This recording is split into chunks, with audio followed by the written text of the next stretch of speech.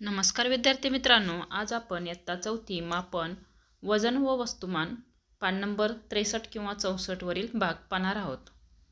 तर आपण मागील व्हिडिओमध्ये सेंटीमीटर, मीटर, मिलीमीटर हे पाहिले आहे, म्हणजे त्याचा अभ्यास आपण केला आहे. आता आपण इथे वजन कसं करायचं, एखाद्या वस्तूचं माप कसं घ्यायचं किंवा आपण दुकानातून वगैरे वस्तू आणतो त्याची मापे आपण कसे घेतो हे आज आपण ह्या व्हिडिओमध्ये पाहणार आहोत. आता इथे राहुल आणि त्याची आई याचे संभाषण दिले आहे. राहुलची आई राहुलला म्हणते राहुल, ही सामानाची यादी किराणा मालाच्या दुकानात नेऊन दे. पहा, यादीवर काय काय लिहिले आहे ते आपण पाहू. तांदूळ 4 किलोग्रॅम, साखर 2 किलोग्रॅम, तुरडाळ 1 किलोग्रॅम, पोहे अर्धा किलोग्रॅम, चहापूड पाव किलोग्रॅम, मसाला 50 ग्रॅम, वेलदोडे 20 ग्रॅम. आता तिथे केक ग्रॅ असं लिहिलं आहे, परंतु आपण त्याला किलोग्रॅम असे म्हणतो. तर तुम्हीही दुकानात जेव्हा यादी नेता त्यावेळेस तिथे असंच लिहिलं असतं केक ग्रॅ, पण आपण त्याला किलोग्रॅम म्हणतो. अशी शंका राहुलच्या मनात निर्माण होते आणि राहुल त्याच्या आईला काही प्रश्न विचारतो. पहा, तुम्ही जेव्हा तुमच्या घरी तुमच्या मोठ्या माणसांच्या बरोबर किंवा मोठ्या व्यक्तीबरोबर दुकानात जाता त्यावेळेस तुम्ही सामानाची यादी पाहिली असेल, त्या यादीवरही असेच लिहिलेले असते. मग असे शॉर्टकटमध्ये का लिहितात किंवा 1-2 शब्दामध्ये का लिहितात, तर आपल्याला लिहिण्यासाठी सोपं जावं म्हणून असं लिहिलेलं असतं. पहा, राहुल काय म्हणतो, किग्रॅ म्हणजे किलोग्रॅम ना, आणि 20 ग्रॅम म्हणजे किती, म्हणजे राहुल म्हणतो किग्रॅ म्हणजे किलोग्रॅम ना. 20 ग्रॅम म्हणजे किती, आई म्हणते हो, किलोग्रॅम हे थोडक्यात किग्रॅ असं लिहितात. ग्रॅम हे वजन मोजण्याचे 1 किलोग्रॅमपेक्षा खूप लहान माप आहे. आपण साखर, डाळ, तांदूळ अशा वस्तू किलोग्रॅममध्ये आणतो, परंतु वेलदोडे, लवंग, मसाला इत्यादी वस्तू आपण कमी प्रमाणात आणतो, म्हणून त्या वस्तू आपण ग्रॅममध्ये आणतो. पहा, तुम्ही पाहिलं असेल घरामध्ये जेव्हा आपण मसाल्याचे पदार्थ आणतो, विलायची, लवंग या वस्तू अगदी छोट्या म्हणजेच ग्रॅममध्ये मापन करून आणलेल्या असतात. राहुल आईला म्हणतो पोहे अर्धा किलोग्रॅम, म्हणजेच दुकानदार आपल्याला किती पोहे देईल. आई म्हणते 1 किलोग्रॅम म्हणजे 1000 ग्रॅम. आता तू सांग, अर्धा किलोग्रॅम म्हणजे किती ग्रॅम होईल. राहुल म्हणतो हो, 500 ग्रॅम. आई म्हणते कसं काय. राहुल म्हणतो 500 अधिक 500 बरोबर 1000 ग्रॅम. म्हणजे राहुलला समजतं 1000चा निम्मा भाग 500 होतो, म्हणजेच 1000च्या निम्मे 500, म्हणून अर्धा किलोग्रॅम बरोबर 500 ग्रॅम. पण आई, दुकानदार 500 ग्रॅम पोहे कसे देईल. पहा, आई सांगते दुकानदाराकडे वजनाची वेगवेगळी मापे असतात. पहा, अशीच मापे इथं खाली दिलेली आहेत. 5 किलोग्रॅमचा एक ठोकळा, त्यानंतर 1 kilogram, 500 gram, 200 gram, 100 gram, 50 gram अशीच मापे वापरून दुकानदार आपल्याला वस्तूचे वजन करून देत असतो. पहा, राहुल म्हणतो म्हणजे दुकानदार अर्धा किलोग्रॅम पोहे देण्यासाठी 500 ग्रॅमचे माप वापरेल आणि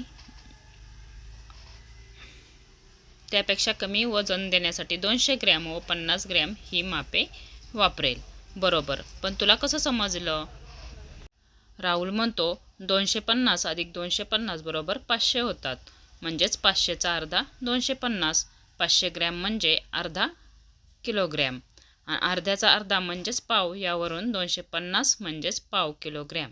आई म्हणते शब्बास राहुल, पण तो 10 ग्रॅम वेलदोडे कसे देईल. आई, दुकानात 10 ग्रॅम, 20 ग्रॅम ही सुद्धा मापे असतात. त्यानं 10 ग्रॅम, 20 ग्रॅम वजनाच्या वेलदोड्याची पाकिटही करून ठेवलेली असतात. तू दुकानात जाणार आहेस ना, तर हे सगळं पाहून ये. पहा, तुम्ही दुकानात जात असताल तेव्हा तुम्ही अर्धा किलोग्रॅम किंवा पाव किलोग्रॅम ह्याची मापे पाहून घ्यायची आहेत, म्हणजेच तुम्हालाही समजेल आपल्या घरातील वस्तूंच्या वजन कसे केले जाते, त्यासाठी कोणती मापे वापरली जातात. तर आता हे तुम्हाला समजलं असेल. आता आपण एककाचे रूपांतर पाहूया. पहा, एककाचे रूपांतर. 4 किलोग्रॅम म्हणजे किती ग्रॅम. 1 किलोग्रॅम बरोबर 1000 ग्रॅम. मग 4 किलोग्रॅम बरोबर 1000 गुणिले 4 बरोबर 4000 ग्रॅम. यावरून 4 किलोग्रॅम बरोबर 4000 ग्रॅम. तसेच 4 किलोग्रॅम आणि 500 ग्रॅम बरोबर 4500 ग्रॅम. 4 किलोग्रॅम 250 ग्रॅम बरोबर 4200 ग्रॅम असे एककाचे रूपांतर केले जाते. आता पुढे पाहू. 1.25 किलोग्रॅम म्हणजे किती ग्रॅम? 1.25 म्हणजे 1 आणि पाऊण. 1.25 किलोग्रॅम म्हणजे 1 किलोग्रॅम, अर्धा किलोग्रॅम व पाव किलोग्रॅम म्हणजेच 1000 ग्रॅम अधिक 500 ग्रॅम अधिक 250 ग्रॅम बरोबर 1750 ग्रॅम. यावरून 1.25 किलोग्रॅम म्हणजेच 1750 ग्रॅम हे आपल्याला समजते.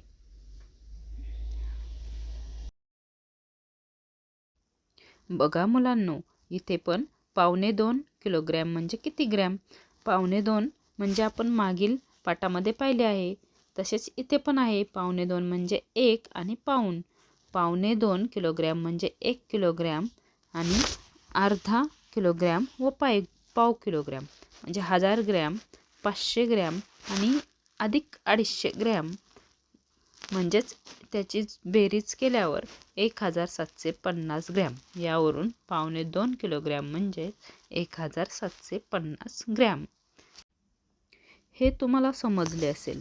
आता आपण स्वाध्याय पाहणार आहोत. स्वाध्यायात खालील प्रश्नांची उत्तरे लिहा. आता आपण स्वाध्याय सोडवूया. आता पहिला प्रश्न आहे 3 किलोग्रॅम म्हणजे किती ग्रॅम? आता तुम्हाला माहीत आहे 1 किलोग्रॅम म्हणजेच 1000 ग्रॅम असते. तसेच 3 किलोग्रॅम म्हणजेच 3 गुणिले 1000 3000 ग्रॅम. दुसरा प्रश्न आहे 1.5 किलोग्रॅम म्हणजे किती ग्रॅम? आता 1.5 किलोग्रॅम म्हणजे 1 किलोग्रॅम पूर्ण आणि दुसराला अर्धा भाग म्हणजेच 1 किलोग्रॅम म्हणजे 1000 ग्रॅम आणि अर्धा किलो म्हणजे 1000 अधिक 500 बरोबर 1500 ग्रॅम. तिसरा प्रश्न आहे 1.25 किलोग्रॅम म्हणजे किती ग्रॅम?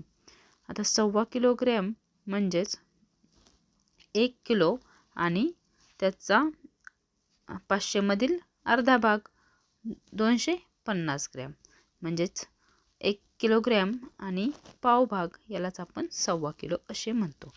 म्हणजेच मुलांनो 1.25 किलोग्रॅम म्हणजे 1250 ग्रॅम. आता पुढील प्रश्न आहे 4.25 किलोग्रॅम म्हणजे किती ग्रॅम? आता 4.25 म्हणजे 3 किलोग्रॅम पूर्ण आणि चौथा पाऊण भाग म्हणजे 3000 अधिक 750 ग्रॅम बरोबर 3750 ग्रॅम म्हणजेच 4.25 म्हणजे 3750 ग्रॅम. पाचवा प्रश्न आहे 3.5 किलोग्रॅम गहू घेण्यासाठी दुकानदार कोणती मापे वापरेल? आता 3.5 किलो गहू घेण्यासाठी दुकानदार 1 किलोचे 3 मापे आणि 500चा 1 माप अशी मापे वापरेल. त्यानंतर प्रश्न दुसरा आहे रिकाम्या चौकटीत योग्य संख्या लिहा. पहा 100 ग्रॅमची किती मापे लागतील तेव्हा 1000 ग्रॅम होईल? तर 100 ग्रॅमची 10 मापे म्हणजेच 1000 ग्रॅम. 200 ग्रॅमची किती मापे लागतील तेव्हा 1000 ग्रॅम होईल? 200 ग्रॅमची 5 मापे तेव्हा 1000 ग्रॅम होईल. 500 ग्रॅमची किती मापे घ्यावी लागतील तेव्हा 1000 ग्रॅम होईल? तर 500 ग्रॅमची 2 मापे घ्यावी लागतील तेव्हा 1000 ग्रॅम होईल. म्हणजे पहिली रिकामी जागा 10, दुसरी 5 आणि तिसरी 2 अशी आहे. आता खाली प्रश्न आहे बाजारातून आणलेल्या विविध वस्तूंची पाकिटे पहा. प्रत्येक पाकिटाचे वजन करा. पाकिटावर लिहिलेल्या वजनाशी पडताळून पहा. पहिला ग्रुप आहे वस्तूचे नाव, तुम्ही केलेले वजन, पाकिटावरील वजन, वजनात फरक पडल्यास त्याचे संभाव्य कारण. पहा एखादी वस्तू आणली तुमच्या घरी बाजारातून वगैरे तर त्यातलं एखादं पाकिट घ्यायचं, एखादी वस्तू घ्यायची, तिचं वजन करायचं. ते वजन तुम्ही केलेले वजन ह्या रकान्यात लिहायचं आहे. पाकिटावरील वजन त्याच्या खाली लिहायचं आहे आणि वजनात फरक पडल्यास संभाव्य कारण लिहायचं आहे. वजनात का फरक पडला. विविध वस्तूंची पाकिटे घ्यायची, 2 वस्तूंचे वजन करायचे आणि त्यातील फरक पाहायचा. ह्या वस्तूत किती वजन आहे आणि दुसऱ्या वस्तूचं किती आहे, त्यामध्ये किती फरक आहे हे वजाबाकी करून तुम्ही पाहू शकता. आता पुढील प्रश्न आहे फळभाज्यांचे वजन करा. ते वजन किलोग्रॅम ग्रॅममध्ये लिहा. आता पहा सुरुवातीला आहे भाजी, एक पिशवी वांगी, एक लहान टोपली कांदे, एक भोपळा, 15 कारली अशा भाज्या घ्यायचा. एक पिशवी वांगी घ्यायची, त्याचे वजन करायचे आणि लिहायचे. एक लहान टोपली कांदे घ्यायचे, त्याचे वजन करायचे आणि लिहायचे. किती किलोग्रॅम भरले, किती ग्रॅम भरले. एक भोपळा घ्यायचा, त्याचे वजन करून पाहिजे ते किती किलोग्रॅम भरले. कारली घ्यायची, त्याचे वजन करून पाहिजे ते किती किलोग्रॅम भरले. आता हे करून पहा. पाणी, सरबत, मिठाचे पाणी यासारखे द्रवपदार्थ प्रत्येकी 1 लिटर घ्या. 1 किलोग्रॅमचे माप घ्या. तुम्ही घेतलेल्या द्रवाचे वजन 1 किलोग्रॅमपेक्षा कमी का जास्त आहे किंवा तेवढेच आहे हे सारणीत नोंदवा. पहा, पाणी घ्यायचे, असा चार्ट अशी सारणी तुम्ही लिहून घ्यायची, आखून घ्यायची. त्यात पाणी घेऊन त्याचं वजन करायचं, त्यामध्ये लिहायचं. सरबत घ्यायचं, त्याचं वजन करायचं, त्याचं लिहायचं. मिठाचे पाणी घ्यायचं, त्याचं वजन करायचं, ते लिहायचं. आता खाली प्रश्न आहे, माहीत करून घ्या. हत्तीची तुला याबद्दलची गोष्ट माहीत करून घ्या. हत्तीची तुला या नावाने एक गोष्ट आहे. ते पुस्तक जर तुम्हाला तुमच्या ग्रंथालयात वगैरे मिळालं तर ते तुम्ही एकदा वाचा. 50 ग्रॅमपेक्षा कमी वजनाची मापे. जर 50 ग्रॅमपेक्षा कमी वजनाची मापे तुमच्या घरात असतील तर ती एकदा तुम्ही माहिती करून घ्या. ती मापे कशी असतात, त्याच्यातून कसं वजन केलं जातं, वस्तू कशा मोजल्या जातात हे तुम्हाला माहीत होईल. अशा प्रकारे आत्ता आपण वस्तुमान व वजन हा स्वाध्याय आपण पूर्ण केला आहे. पुढील स्वाध्याय आपण पुढील व्हिडिओमध्ये पाहणार आहे.